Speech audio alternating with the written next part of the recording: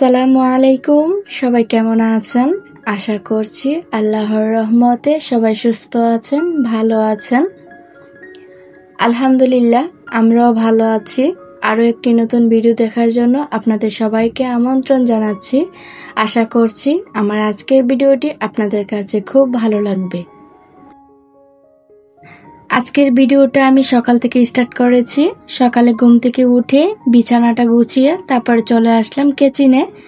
আর কিচেনে এসেই কিন্তু আমি নাস্তা তৈরি করে নিচ্ছি। আর নাস্তার জন্য নিয়ে নিয়েছি হচ্ছে লুচি আলুর দম। আর লুচিগুলো বেলে নিয়েছি, এখন হচ্ছে আলুর দমটা রান্না করে নিচ্ছি। ঘরের সবাই কিন্তু প্রচুর পরিমাণে অসুস্থ, যার কারণে কারোর মুখের মধ্যে রুচি নেই। কি বানাবো, কি রান্না করলে খাবে সেটাও বাচ্চারা বলতে পারে না। কি আর করব, তাই আজকে লুচি আলুর দম বানিয়ে নিচ্ছি। বাচ্চারা যদি একটু খায়, কারণ আমার মেয়েরা তো অনেক পছন্দ করে লুচি আলুর দম, তাই চেষ্টা করতেছি আমি আমার অসুস্থ শরীর নিয়েও যতটুকু পারি চেষ্টা করি বাচ্চাদেরকে বানিয়ে দিই। আমি নিজে অসুস্থ হয়ে পড়ে থাকলে বাচ্চারাও যদি পড়ে থাকে তাহলে তো কে কাকে দেখবে। তো অসুস্থতার শরীর নিয়ে আমি যতটুকু পারতেছি করে দিচ্ছি। আমি যে কিভাবে কাজগুলা করেছি সেটা আমি নিজেও জানি না।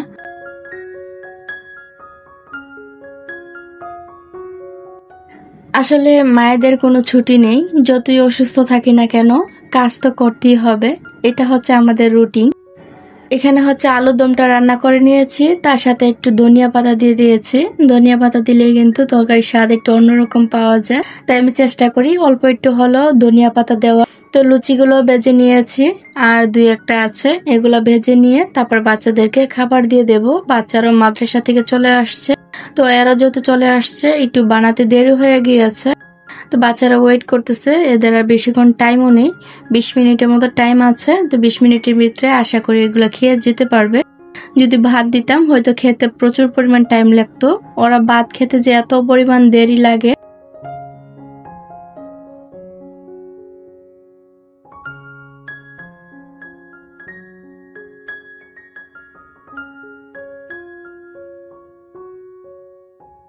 সকালের নাস্তা শেষ করে বাবুকে খাইয়ে তো চলে আসলাম আমি আরেকটা রুমে। তো এই রুমটা অনেকদিন ধরে ভাবতেছি ডেকোরেশন করব করে আর করা হচ্ছিল না। তো এখন বাবুকে ঘুম পাড়িয়ে আসলাম। তো ওই যেহেতু ঘুমিয়ে আছে, এ ফাঁকে দেখি যতটুকু সম্ভব করে নিই। আমি বয়সটা কিভাবে দিচ্ছি জানি না, আমার অনেকটাই ঠান্ডা লেগে আছে। গলার বয়স শুনে হয়তো বুঝতে পারতেছেন, কথা বলতে খুব কষ্ট হচ্ছে, তাই যতটুকু সম্ভব আজকে কম কথা বলবো।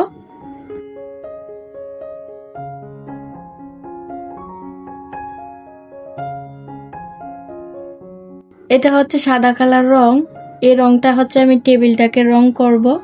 আর রং করার জন্য আমি রংটাকে ভালো করে একটু ঘেটে নিচ্ছি, কারণ হোয়াইট কালারটা যদি পুরোপুরি না আসে, আর রং করার আগে এমনি তো রংটা একটু নেড়ে নিতে হয়।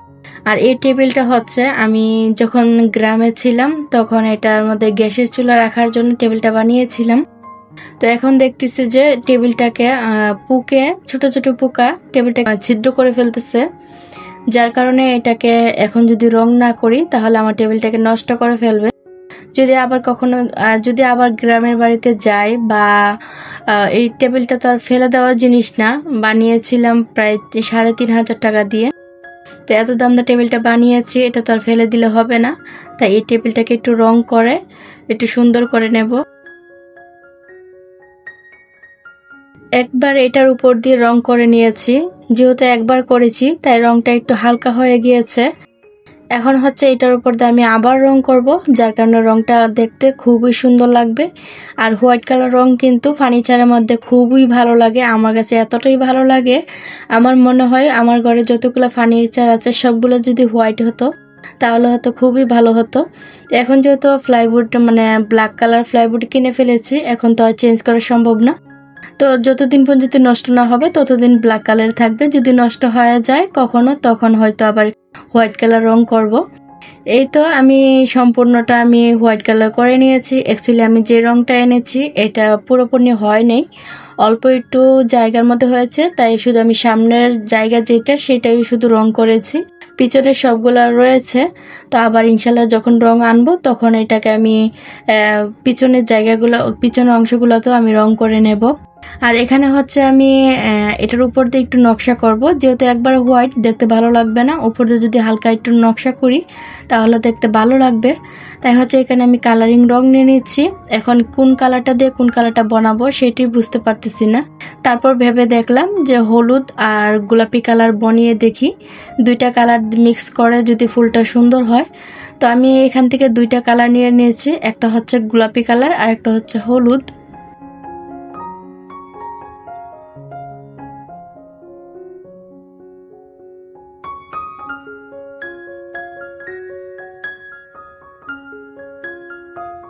এখন নিজের মতো করে ছোট ছোট করে ফুল আর্ট করে নেব।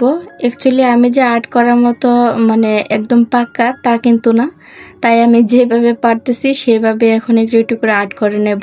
সবসময় আর্ট করলে কিন্তু হাত একদম চালু হয়ে যায়, তো হঠাৎ করে আর্ট করতে গেলে নিজের কাছে একদম কনফিউজের মধ্যে থাকি, অ্যাকচুয়ালি কেমন হয় তা তো জানি না।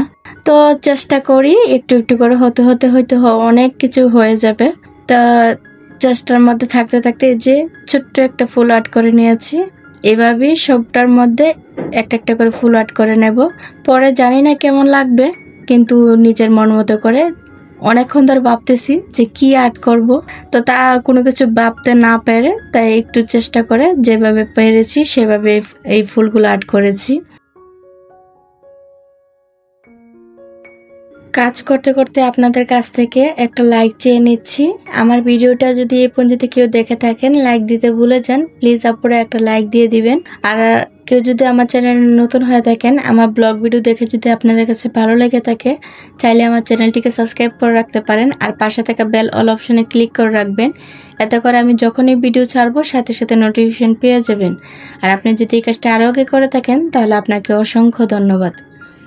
এই তো অলরেডি সবটা ফুল আর্ট করে নিয়েছি, বেশি আর দেখাইনি আপনাদেরকে, অল্প একটু আর্ট করেছি, তাতে আপনাদেরকে সবটা দেখিয়ে দিলাম। কারণ সবটা করতে গেলে অনেক টাইম লেগে যাবে আর ভিডিওটা অনেক বড় হয়ে যাবে। তো এই যে ওয়ালটা দেখতেছেন, আমার মেয়েরা দেখুন আর্ট করে কি একটা অবস্থা করছে ওয়ালটার, মানে দেখতে এতটাই খারাপ লাগে কি বলবো বুঝতেছি না। তো এখানে আমার ঘরের রং ছিল, আমি আরেকটা ওয়ালের মধ্যে রং করেছিলাম, তো তা থেকে সবটা রং রয়ে গিয়েছে। ভাবলাম এটার উপর দিয়ে রং দিয়ে দিই, দেখি কতটুকু লেখা মুছে। যতটুকুই মুছে না কেন, তাই চেষ্টা করলাম অল্প একটু রং করে দেওয়ার উপর দা। সবটা তো আর করতে পারবো না, হাফ ওয়াল করে নেব যতটুকুই বোঝা যায়। তো চলুন রং করতে করতে আমি আমার কিছু মিষ্টি মিষ্টি আপুদের কমেন্ট পড়ে নিই। নাহার ব্লগার আইডি থেকে আপু কমেন্ট করেছেন, আসসালামু আলাইকুম। ওয়ালাইকুম আসসালাম আপু, আজকে প্রথম আপনার ভিডিও দেখলাম, ভিডিওটা দেখে আপু অনেক ভালো লাগলো, আপনার কাজ কথা সব মিলে অনেক ভালো লাগলো। আপু তোমার পুডিং বানানো খুব সুন্দর হয়েছে। এত সুন্দর কমেন্ট করার জন্য আপু তোমাকে অসংখ্য ধন্যবাদ। রাইসা ডেলি ব্লগ আইডি থেকে আপু কমেন্ট করেছেন, আপু সত্যি বলছি ভয়েসটা মাশাল্লাহ অনেক সুন্দর হয়েছে, আর অরিজিনাল ভয়েস এমনিতেই সুন্দর হয়, আমার কাছে তো এটাই মনে হয়। থ্যাংক ইউ সো মাচ আপু এত সুন্দর করে কমেন্ট করার জন্য। অ্যাকচুয়ালি আপু নিজের ভয়েসটা তো নিজে কখনো বোঝাই যায় না, জানি মানে কেমন লাগে। একজনের কাছে যদি ভালো লাগে হয়তো আরেকজনের কাছে ভালো লাগবে, কিন্তু নিজেরটা তো নিজের কাছে কখনই ভালো লাগে না। আমি জানি না অন্যদের কাছে এরকম লাগে কিনা, আমি তো নিজের ভয়েস দিয়ে আবার নিজের ভয়েসটা নিজেই শুনতে ভালো লাগে না, কেমন জানে মনে হয়। আমার কাছে মনে হচ্ছে আমি নিজেই কথা বলতে পারি না। আচ্ছা, আমার টেবিলটা নকশা করাটা কেমন হয়েছে অবশ্যই কিন্তু আপনারা কমেন্ট করে জানাবেন, কারণ এটা তো আমি কখনো করিনি, এই ফার্স্ট টাইম রং করার মধ্যে। আমি হচ্ছে জানালার মধ্যে পর্দাগুলো লাগিয়ে নিয়েছি আর টেবিলটার উপর একটা রেক্সিন বিছিয়ে দিচ্ছি।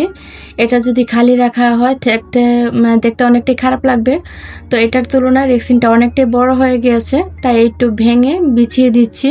আর উপরে একটা ফুলদানি রেখে দিয়েছি, আর্টিফিশিয়াল ফুল। বেশি কোনো কিছু লাগাবো না, একদম স্যাম্পলের মধ্যে মানে গুছাবো ঘরটাকে। আর স্যাম্পল জিনিস সবসময় ভালো লাগে, বেশি গর্জিয়াস এমনি তো ভালো লাগে না, তাই আমি চেষ্টা করতেছি যত স্যাম্পলের মধ্যে রাখা যায় স্যাম্পলের মধ্যে একটু গুছিয়ে নেব। জীবনের ডায়েরি আইডি থেকে আপু কমেন্ট করেছেন, আসসালামু আলাইকুম আপু। ওয়ালাইকুম আসসালাম আপু, মাইক্রোফোন ছাড়াই ভয়েসটা খুব সুন্দর শোনা যাচ্ছে আপু। মাইক্রোফোন দিয়ে ভয়েস দিলে আলাদা একটা শব্দ হয়, হাজব্যান্ড কাছে থাকা কি যে এক শান্তি। খুব সুন্দর গুছিয়ে কাজ কর্ম করো।